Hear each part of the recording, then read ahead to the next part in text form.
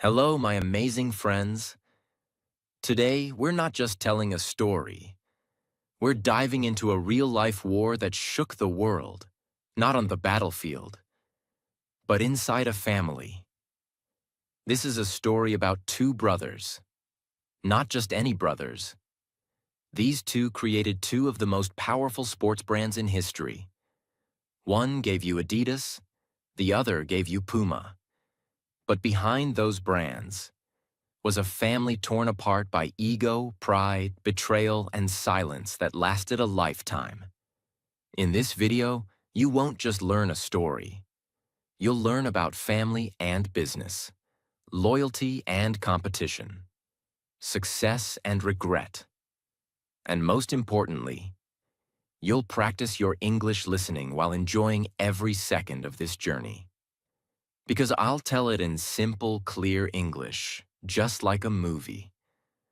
So you can improve your English and learn something powerful about life and business at the same time. This story is not fiction. It's 100% real. And it will change the way you look at family, success, and even your favorite shoes. So grab your earphones, open your heart, and get ready. Because this is the Billion-Dollar Family War, the true story of Adidas versus Puma. Let's begin with Part 1. The Brothers Who Built a Dream. Part 1. The Brothers Who Built a Dream, 1898 to 1924. Let's go back more than 120 years, to a small town in Germany called Herzogenaurach. This was a quiet, peaceful place, surrounded by fields, factories, and families who worked hard to survive. In this small town lived the Dassler family. They weren't rich. They didn't own land or businesses. They were just ordinary people trying to make it through life. But among them were two young boys. One named Adolf, born in 1900, and the other Rudolf, born in 1898. Their friends called Adolf by a short name, Adi. And that little nickname would one day become a part of every shoe store in the world. Adi Dassler was quiet, introverted, and loved working with his hands. He wasn't very interested in school, but he was obsessed with one thing: shoes. He would often take old shoes, open them up, and study the stitching, the sole, the fabric. He wanted to understand how they were made and how to make them better. His older brother, Rudolf Dassler, was the exact opposite. Rudolf was loud, confident, a born salesman. He loved talking to people, making deals, and dreaming big. He didn't care about stitching or laces. He cared about money, branding, and power. So from the beginning, they were different. But together, they were about to build something incredible. After World War I ended, Germany was in economic collapse. Jobs were gone, food was expensive, and hope was fading. But Adi, now in his early 20s, decided to start making shoes in his mother's laundry room. Yes, a laundry room. He didn't have machines. He didn't have money. Just a sewing machine, some leather, and a dream. He would work all day and all night, cutting, sewing, adjusting. By 1924, his brother Rudolf joined him. Together, they started the Gebrüder Dassler Schuhfabrik, which means Dassler Brothers Shoe Factory. They had no money, but they had passion. Adi designed the shoes. Rudolf sold them, and it worked. At that time, athletes were starting to get attention in Europe. Track and field events, Olympic Games, and football were becoming more popular. Adi believed that athletes needed better shoes, lighter, faster, stronger. So he began creating shoes specifically for athletes. And here's where things started changing. In 1928, German athletes wore Dassler shoes at the Olympics. But the real breakthrough came in 1936. Germany, 1936. The entire world was watching the Berlin Olympics. But this wasn't just any Olympic Games. It was controlled by Adolf Hitler, and he wanted to use it to show the world the power of Nazi Germany and Aryan superiority. The stadium was full. The Nazi flags were flying. The German crowd was ready to cheer for their athletes. But something else was about to happen.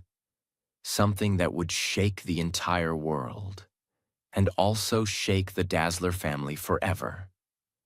In the middle of this political chaos arrived Jesse Owens, a young African-American sprinter from the United States. He wasn't welcome in Nazi Germany. Hitler didn't believe a black man could be better than his German athletes. The pressure was massive. But guess what? Adi Dassler saw potential, not politics. He quietly visited Jesse Owens in the Olympic Village. Think about that. A German shoemaker in Nazi Germany, secretly walking into a black American athlete's room to offer him a pair of handmade shoes. At a time when people could be punished for supporting non-Aryans, but Adi believed in performance over politics. He handed Jesse Owens a pair of his best track shoes, made specially with lightweight materials and long metal spikes to give better grip. And Jesse said yes. On the track, Jesse Owens made history. He won 4 gold medals, 100 meters, 200 meters, long jump, and 4 by 100-meter relay. The stadium was silent. Hitler was humiliated, but the world was amazed. And guess what shoes Jesse was wearing? Dassler shoes. This moment turned the Dassler brothers' business from a local German company into an international sensation. After the 1936 Olympics, Dassler shoes became known across Europe and even in America. Orders began pouring in. From just a few dozen shoes a week, they were now receiving thousands of orders from all over the world. By the late 1930s, they were producing over 200,000 pairs of shoes every year. They were no longer a small factory. They were a sports empire in the making. But with success came tension. Even though the business was booming, things inside the Dassler family were starting to fall apart. Rudolf, the older brother, believed he was being pushed aside. He thought Adi was getting all the attention, especially after the Jesse Owens victory. Adi was focused on athletes and innovation. Rudolf was focused on sales and expansion, and both of them started believing that the other was trying to take control. Worse, their wives didn't get along. They lived in the same house, but each family occupied a separate floor. The tension wasn't just in business. It was in their home, every day. They started arguing more, about decisions, about money, about who deserved credit. Even small things became big fights. The Dassler factory, once built on teamwork, was now filled with suspicion. And then came World War II. When World War II began, everything changed. The German economy collapsed again. Factories were taken over by the military. Men were being sent to fight. The Dassler factory was forced to start making military equipment, including army boots and weapons parts, instead of sports shoes. Adi stayed behind to run the factory and try to protect it. Rudolf was drafted into the German army and sent to fight. This made Rudolf furious. He believed Adi used his influence to stay safe at home, while Rudolf risked his life on the battlefield. Letters between them stopped. Trust disappeared completely, and something even darker happened. In 1945, when Nazi Germany began to collapse and the Allied forces entered German towns, they started arresting anyone suspected of being a Nazi supporter. Rudolph was captured and interrogated by American soldiers. But here's the shocking part. Rudolph believed that Adi had reported him to the Americans to get rid of him and take full control of the business. There is no full proof that Adi actually did it. But Rudolph was 100% sure, and he never forgave him. He was eventually released, but by then, it was over. Their bond as brothers, completely destroyed. Their company, torn in two. After the war, the Dassler brothers could no longer work together. They divided the factory. Adi stayed on one side and took his half of the workers. Rudolph took the other half. The people of Herzogenaurach, their small town, were now split too. Families had to choose sides. Even the town's football teams began wearing different shoes. One side wore Adi's brand, the other wore Rudolph's. The brothers built two separate entrances to the same factory building. They stopped talking completely, not a word, for the rest of their lives. And then they created two new companies. Part 2. The Rise of Adidas and Puma. How a family fight became a billion-dollar war, 1948 to 1960s. Two brothers, one town, one family torn apart. And now, two brands were born from that pain. Adi Dassler created Adidas. Rudolf Dassler created Puma. But this wasn't just about shoes anymore. This was now war. Silent, personal, and very, very public. Let's go deeper into the world of rivalry, revenge, and rising empires. In most towns, neighbors talk to each other. Kids play together. People visit each other's homes. But in Herzogenaurach, everything changed after the factory split. The entire town took sides. If your family worked at Adidas, you didn't talk to those who worked at Puma. If you wore Puma shoes, you didn't marry someone who wore Adidas. Even butchers, bakers, and barbers chose sides. Locals started calling it the town of bent necks, because before people talked to you, they would look down at your shoes to check which brand you were wearing. This rivalry wasn't just business. It was personal. Let's talk about how the two brothers grew their companies so differently. Adi Dassler's Adidas. Adi focused on innovation. He created shoes that were lightweight, comfortable, and built for performance. He listened to athletes. He adjusted the design again and again to help them win. He wasn't chasing money. He was chasing excellence. And it worked. He registered the famous 3 stripes as Adidas's signature look. He believed, the stripes aren't just decoration. They make the shoe stronger. That design would later become one of the most recognized symbols in the world. Rudolf Dassler's Puma. Rudolf was aggressive, bold, and marketing-focused. He knew how to make deals, negotiate sponsorships, and push the brand into the spotlight. He believed that speed and strength were Puma's identity, and even chose the name Puma to reflect that. While Adi was in the workshop with shoes, Rudy was in offices, meetings, and sponsorship contracts. They both had different styles, but both were now playing on a global field. In the 1950s, Adidas made a major move that changed everything.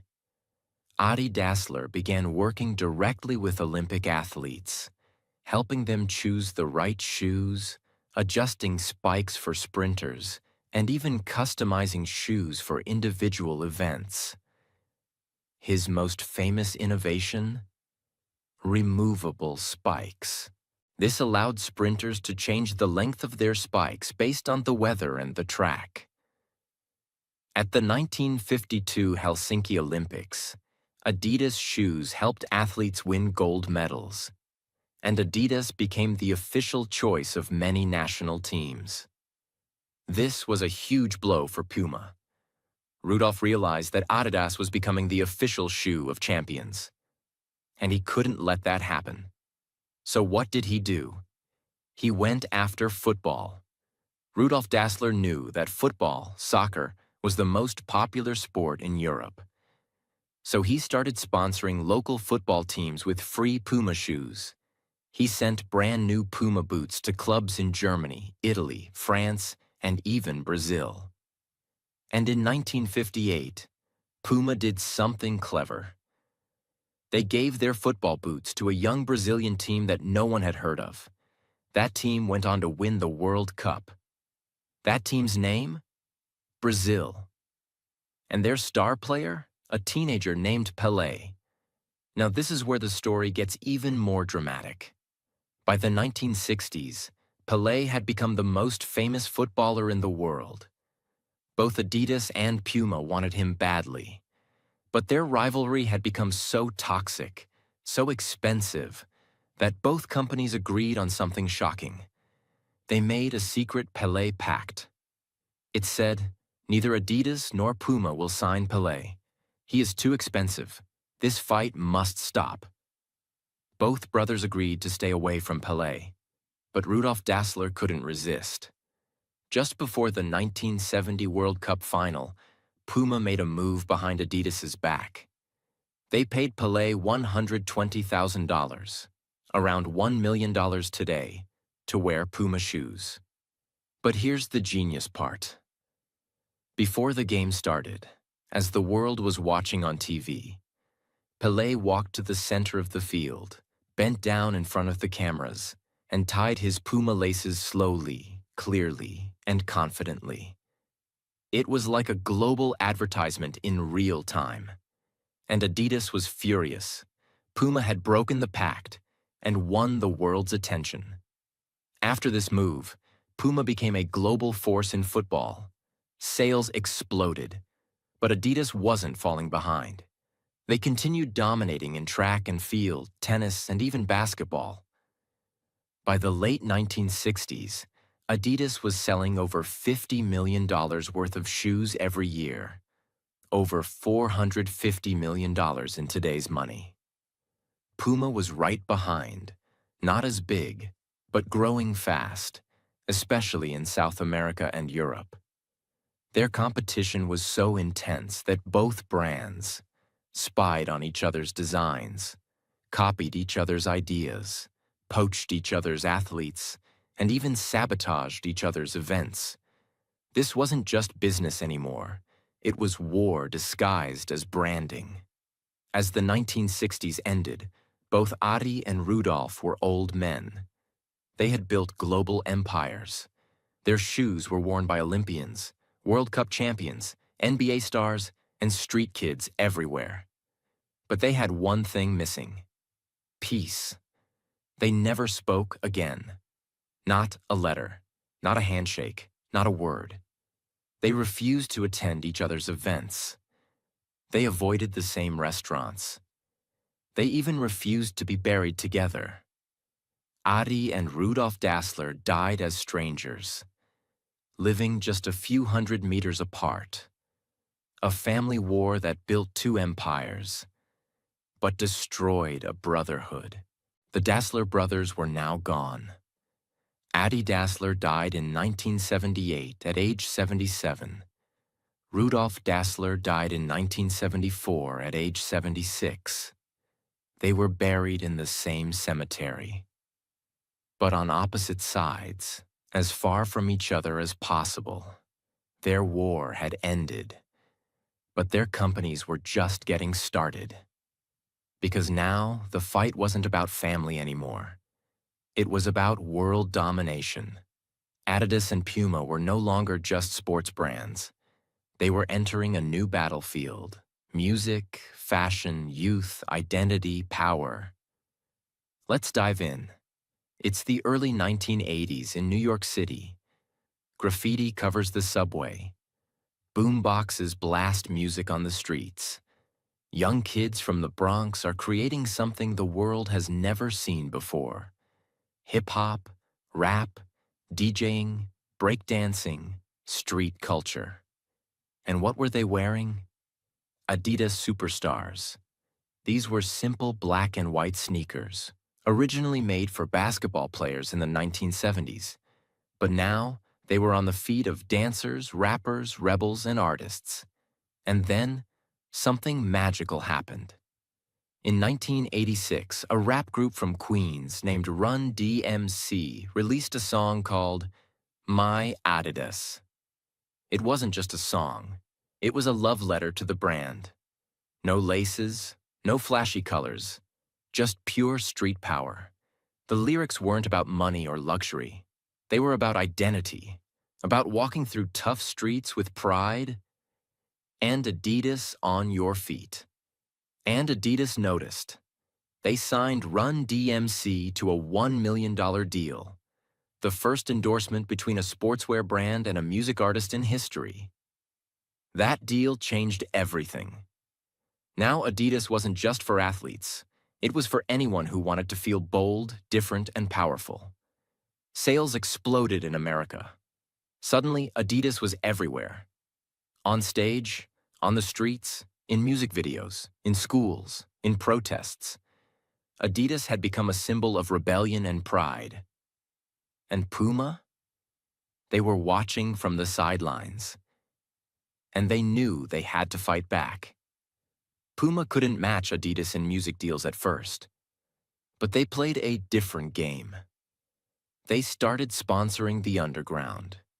In the early 1990s, Puma sneakers became a secret symbol among breakdancers, graffiti artists, skaters, and rebels who didn't want to follow the mainstream.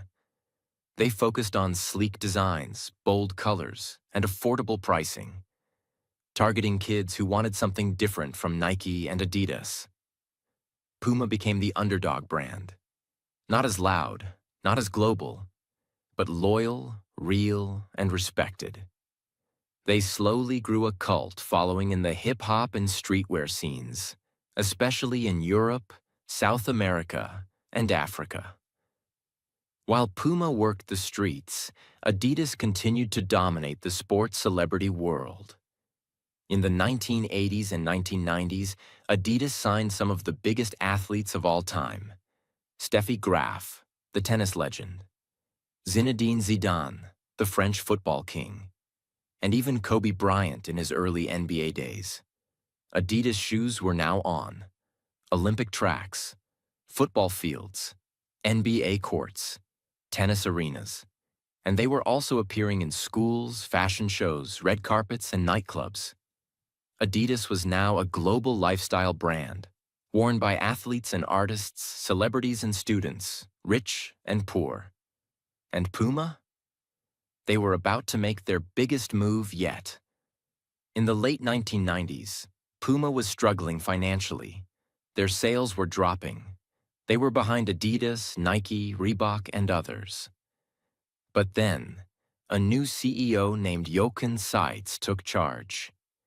He was only 30 years old, the youngest CEO in Germany at the time, and he had a bold idea. Let's stop trying to copy Adidas or Nike. Let's become the fashion-forward, street-style, lifestyle brand that everyone else is afraid to be. Under his leadership, Puma shifted direction. They hired fashion designers, artists, and even models to redesign their shoes. They made deals with Fenty by Rihanna, Alexander McQueen, and Jay-Z later on. Suddenly, Puma wasn't just back. They were cool, chic, and different. Now, the branding difference between Adidas and Puma became very clear. Adidas Puma. Clean, sporty, classic look, bold, edgy, street style. Focused on performance, focused on fashion and culture. Famous three stripes, iconic jumping Puma logo. Global athlete sponsorships, underground celebrity deals. Both were winning in different ways. But the old family war was now a global brand rivalry. Business numbers. Who was winning? By the end of the 1990s, Adidas was earning over $5 billion per year. Puma had crossed $1 billion per year, making a big comeback. Both brands had gone public. Adidas in 1995, Puma earlier, trading on international stock markets. But here's what was interesting. Adidas had become a giant. Puma had become a survivor. And both were still headquartered in the same small town in Germany, Herzogenaurach. Still separated, still bitter, still competing, even after the brothers had died. By the end of the 1990s, a new culture had formed. Streetwear. It wasn't just fashion. It was a movement, a mix of sports, music, skateboarding, politics, identity. And Adidas and Puma were at the heart of it. In cities like New York, Paris, London, and Tokyo, people were choosing sides. 3 stripes or a leaping cat, Adidas or Puma. Not because of family history, but because of what those brands represented. By the year 2000, Adidas and Puma had been at war for nearly 60 years. But the new millennium brought new rules, new players, and new weapons. This was no longer a simple competition between 2 German companies. It had become a global battle, against each other, and now also against a new king of the sneaker world, Nike. While Adidas and Puma were fighting each other, Nike had quietly built a giant empire in America. With deals like Michael Jordan and the Air Jordans, Tiger Woods in golf, LeBron James, Serena Williams, and more. Nike had something Adidas and Puma didn't yet have: a lifestyle attached to winning. They weren't just selling shoes. They were selling ambition, attitude, and American coolness. By 2000, Nike's revenue had already crossed $9 billion per year, while Adidas was earning around $5 billion per year. Puma was behind at $1.2 billion per year. So now Adidas and Puma had 2 options: keep fighting each other, or start reinventing themselves for a new generation. They chose both. Let's see how. In the early 2000s, Adidas made huge moves. They acquired Salomon, the ski and outdoor brand. That didn't work well, but it showed they were ready to expand. In 2005, Adidas made a shocking move. They bought Reebok for $3.8 billion. Why? To challenge Nike directly in the United States. Adidas already ruled Europe, but Reebok had a strong presence in American gyms, NBA, and fitness culture. Combining both was a bold step. It made Adidas the second largest sportswear brand in the world, right behind Nike. Now the war wasn't just Adidas versus Puma anymore. It was Adidas versus Puma versus Nike, a 3-headed beast. And Adidas wasn't done. They began signing younger athletes, investing in futuristic design labs, and launching new tech like Boost Foam, soft yet responsive running tech; Prime Knit material, light, breathable, no stitching; My Coach, wearable tech before it was cool. Adidas was now part sports brand, part tech company, part fashion label. But Puma wasn't staying quiet. Puma realized something clever. Nike and Adidas were both fighting for male athletes. So what if Puma focused on women? In 2014, they made a decision that changed their future. They signed Rihanna, not as just a brand ambassador, but as the creative director of Puma Women. Rihanna launched her own line of Puma sneakers, fashion-forward, bold, fearless, and it exploded. The shoes sold out in hours. Social media exploded with photos of girls rocking Fenty X Puma collections. Suddenly, Puma wasn't just the other brand. It was the cool, feminist, celebrity-driven fashion choice. Revenue shot up from $3.1 billion in 2014 to over $4.2 billion by 2016. Puma had officially staged a comeback, using music, fashion, and female empowerment. And Adidas saw it. and responded fast. After dominating sports and Olympic Games, Adidas now turned its full attention to culture. They signed Kanye West in 2013, who left Nike to launch his Yeezy line with Adidas. The Yeezy Boost 350, released in 2015, became an overnight success. People waited in line for days. Shoes sold out in minutes. Resale prices hit $1,500 plus for a single pair. This wasn't just hype, it was strategy. Adidas now had Kanye West, Pharrell Williams, Beyoncé, later with Ivy Park, James Harden, NBA, Paul Pogba, Lionel Messi, and Mo Salah, football. They weren't just sponsoring athletes. They were sponsoring culture shapers, and it worked. By 2015, Adidas's revenue crossed $17 billion per year. Puma was at $4 billion per year, growing steadily, but still behind. Before 2010, shoe companies had to use TV commercials, magazine ads, posters. But now, Instagram, Twitter, YouTube, TikTok. And in this world, speed, storytelling, and relatability became everything. Adidas adapted faster. They launched bold campaigns like Here to Create, Impossible is Nothing, collaborations with top YouTubers and creators. Their visuals were clean. Their message was clear. Their shoes became fashion pieces, not just sportswear. Puma, meanwhile, focused on authenticity, showing behind-the-scenes, raw energy, and influencer deals in street-style communities. They weren't trying to look rich. They were trying to look real. And Gen Z, they noticed. Here's what started becoming obvious in the 2010s.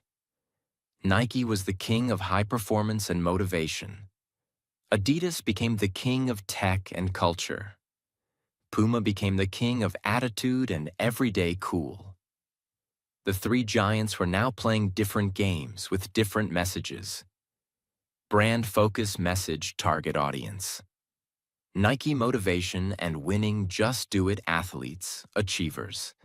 Adidas tech plus culture fusion. Impossible is nothing creators, dreamers. Puma fashion, rebellion, edge forever faster free spirits, trendsetters. Each had carved its own kingdom. But Adidas and Puma, they still carried the same blood. The war between two brothers, now hidden behind hashtags, logos, and product launches. In Herzogenaurach, the town where it all began, the factory still stood. The brands still worked across the street from each other. The two cemeteries still kept Adi and Rudolph apart. But something had changed. In 2009, something powerful happened. The employees of Adidas and Puma came together for the first time in over 60 years to play a friendly football match.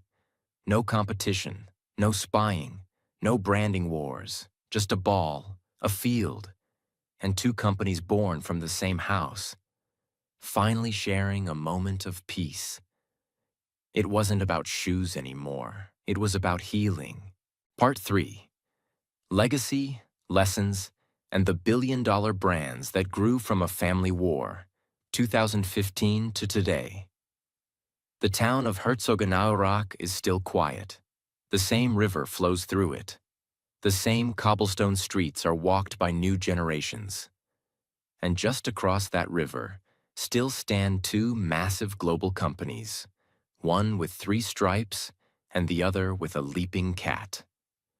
But what happened after all the fame, the fashion, the billions, and the bloodline?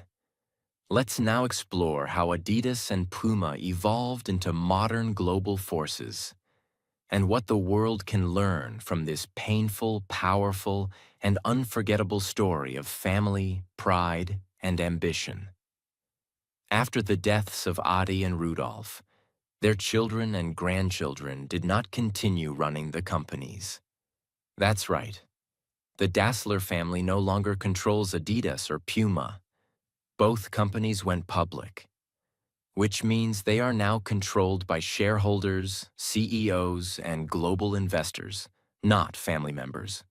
The businesses outgrew the blood, but their names still remain on records, museum walls, old factories, and of course, in the soul of the brands. Even now, the town of Herzogenaurach still feels that old, invisible tension. Two factories, two headquarters, two histories. But now, the next generation no longer carries hate. They carry business lessons, history, and a silent respect for what once was. Let's talk about what Adidas became in the last decade. After its bold moves in tech, fashion, and athlete endorsements, Adidas went beyond just sports. It became a statement. Revenue growth. In 2017, Adidas crossed $21 billion in annual revenue. In 2021, it hit nearly $23 billion. And their products are now sold in 190-plus countries. From the streets of Tokyo to the malls of Dubai. They operate 2,000-plus stores globally and employ over 59,000 people worldwide. But it's not just about money. Adidas has taken big steps into sustainability with their Parley Ocean plastic shoes, digital innovation, with sneaker NFTs, apps, and custom design tools, equality and activism, supporting Black Lives Matter, LGBTQ plus athletes, and mental health campaigns. They're not just a shoe company anymore. They're a culture company. Now let's talk about Puma. While Adidas roared loudly, Puma worked quietly, strategically, and relentlessly. And it paid off. Revenue growth. In 2010, Puma's revenue was around $3 billion per year. By 2022, it reached over $8.5 billion per year. Not bad for a company that was almost bankrupt in the 1990s. Today, Puma sells products in 120-plus countries, operates over 830 stores, and employs more than 18,000 people globally. But Puma's secret strength? Authenticity. They focused on collaborations with celebrities like Rihanna, The Weeknd, and Selena Gomez, sponsoring national football teams like Italy, Uruguay, and Switzerland, building strong streetwear lines for young audiences in urban cities. They didn't try to be Nike. They didn't try to copy Adidas. They became their own identity. Puma is now known as the brand for people who don't follow. They lead quietly. This is the question that everyone asks. Who won the war? Was it Adidas, the global giant with athletes, fashion, tech, and massive reach? Or was it Puma, the underdog who never gave up and found its own lane? Let's break it down honestly. Category Adidas Puma. Annual revenue $20 to $23 billion, $8 to $9 billion. Global reach 190-plus countries, 120-plus countries. Employees 59,000 plus 18,000 plus product categories: sports, streetwear, fashion sports, streetwear, fashion. Market position second largest after Nike top 5 global sportswear. Cultural impact, massive growing strong brand identity performance plus creativity rebellion plus authenticity. So, the business winner? Adidas. But the real question is, was it worth it?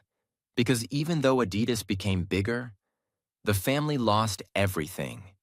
Two brothers became enemies. Their children lost their family business.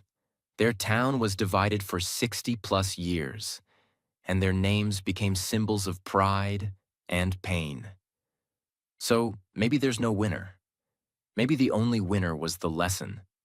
This story is not just about shoes. It's about life, about how pride, ego, and silence can destroy everything. Think about it. What if Addie and Rudolph had talked? What if they forgave each other? What if their children grew up together instead of apart? We might have had a Dassler empire even bigger than Nike. We might have seen a brand that stood for family unity.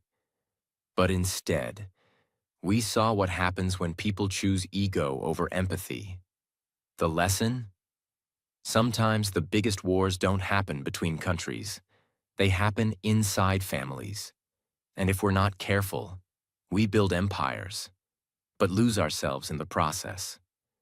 In the cemetery of Herzogenaurach, there are two graves. One belongs to Adolf Adi Dassler. The other belongs to Rudolf Dassler. They are buried on opposite sides, as far apart as possible. They died without speaking again, without apologizing, without healing. But between those two graves stand $2 billion brands, born from one house, one bloodline, and one painful silence. It's tragic, but also beautiful. Because from that silence came something that reached the world. Go anywhere in the world, and you will see people wearing Adidas and Puma, in airports, in classrooms, on football fields, in music videos, on city streets, in the poorest villages and the richest neighborhoods. They're not just shoes anymore. They are symbols of work ethic, symbols of ambition, symbols of what happens when people dare to build something big, even while broken. You may not remember their names, but their story is on your feet. My friends, this was not just a business story. This was a story about brothers, about dreams, about pain, and about power. A story that teaches us, if you want to build something big, build it with your heart, not your hate. Adidas and Puma were born from rivalry, but may your dreams be born from passion, from purpose, and from peace. You just listened to a real story in clear, easy-to-understand English. You learned vocabulary, pronunciation, and storytelling style without any grammar books. And you'll remember it, because when learning is emotional, it stays forever. So keep watching powerful stories like this, because it's not just good for your heart, it's also great for your English learning journey. If this story touched you, if it inspired you, if it helped you learn, then please, like this video, subscribe to the channel, and share this story with someone who loves shoes, family, or history, because this is not just the story of Adidas and Puma. This is the story of what happens when we build with love, or lose everything to pride. Thank you for watching.